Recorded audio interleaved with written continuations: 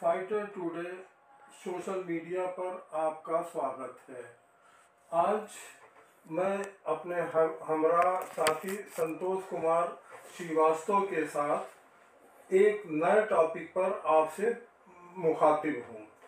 मेरा आज का टॉपिक है, क्या क्षेत्रीय दलों के बिना केंद्र में कोई पार्टी सरकार बना सकती है? क्या भारत के ऐसे हालात हैं कि कोई एक दल पूरे भारत से इलेक्शन जीत करके केंद्र में अपने दम पर शासन बना सकती है? किसी भी समझदार आदमी से बात करिए, वो कहेगा ना, बिल्कुल नहीं। इसी को ध्यान में रख करके कुछ पार्टियों ने गठबंधन करना शुरू कर दिया है। उसमें मैं यूपी के लिहाज से कांग्रेस और अखिलेश की पार्टी का नाम लेना चाहता हूँ। वैसे मैं आपको याद दिलाऊं कि भारत में बहुत से राज्यों में क्षेत्रीय दल बहुत मजबूत है, जहां पर राष्ट्रीय पार्टियों का जीतना उतना आसान नहीं होगा। चाहे आप बंगाल ले लें, चाहे आप यूपी ले लें, साउथ के कुछ राज्य हैं उनको ले लें, महाराष्ट्र को ले लें, यहाँ पर क्षेत्रीय दलों का दमखम है। यहाँ तक कि बिहार में भी क्षेत्रीय दलों का दमखम है। इसी को ध्यान में रख करके यूपी में कांग्रेस और अखिलेश यादव ने एक गठबंधन बनाने की तैयारी की। यकीनन जब इलेक्शन होता है, या यूँ कह लीजिए अब इलेक्शन का दौर है, उसमें वोटर वोट बढ़ते हैं। एग्जाम्पल के लिए समाजवादी का वोट, मायावती का वोट और कांग्रेस का वोट लगभग एक ही है। अगर इन तीनों में अलायंस हो जाए तो यकीनन वो वोट जहां पड़ेंगे, एक मुश्त पड़ेंगे, तो उसके सामने वाली जो पार्टी है उसको जीतना आसान नहीं होगा, मुश्किल होगा। यही बात है जिसको ध्यान में रखा गया। क्या आप बंगाल में क्षेत्रीय पार्टी को निगलेक्ट कर सकते हैं? बिल्कुल नहीं। वहाँ भी ममता बनर्जी बहुत मजबूत है, उनसे किसी न किसी को अलायंस करना ही पड़ेगा। अगर उनके वोटर की ज़रूरत हो या उनके एमपीज़ की ज़रूरत हो, अलायंस हर हालत में करना पड़ेगा।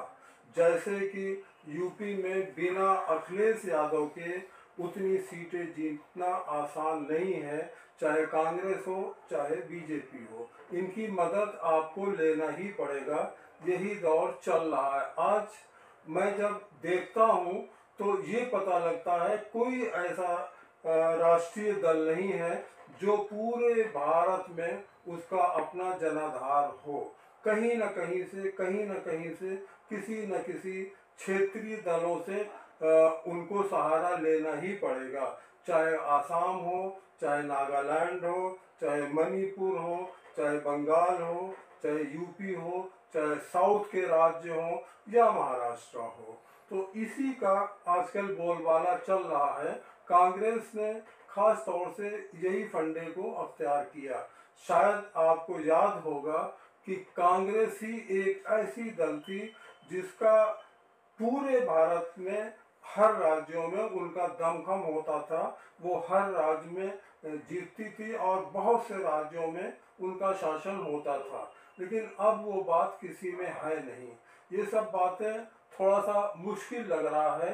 अब देखना ये है कि ये गठबंधन कहाँ तक सरकार बनाने में सहायक होता है, कहाँ तक ये गठबंधन रुक पाता है, क्योंकि ये सब ज़्यादातर मतलब प्रस्त लोग होते हैं, बहुत टिकाऊ नहीं होते।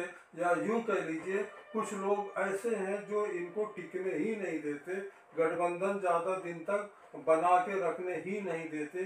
अपनी सियासत से, अपनी राजनीति से कहीं न कहीं से गठबंधन को तोड़ते हैं। क्या आपको याद नहीं है मायावती और अखिलेश का गठबंधन? क्या आपको याद नहीं है जयंत चौधरी का गठबंधन? क्या आपको कांग्रेस का गठबंधन याद नहीं है?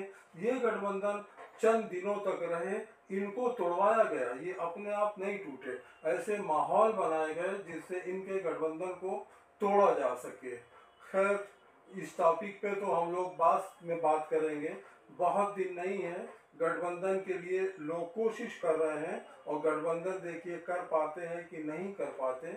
ये तुम लोग सोए हुए लोग हो, मैं खुल के तुम्हारे सामने बोल रहा हूं, तुम लोग सो गए हो। 73% हिंदुस्तान का जो बब्बर शेर है, जो इस देश को चलाता है, जो इस देश को आगे ले जाता है, वो सो गया है, डर गया है। ये देश की सच्चाई है। आप कहो जितना कहना है अग्निवीर नहीं होगा, अग्निवीर नहीं होगा, नहीं होगा। 73% में दम नहीं है। होगा, कैसे नहीं होगा? अदानी ने डिसाइड किया होगा, होगा। नरेंद्र मोदी ने डिसाइड किया होगा, होगा। 90 ब्यूरोक्रेट्स ने डिसाइड किया है, होगा, होगा। दम नहीं है तुम में।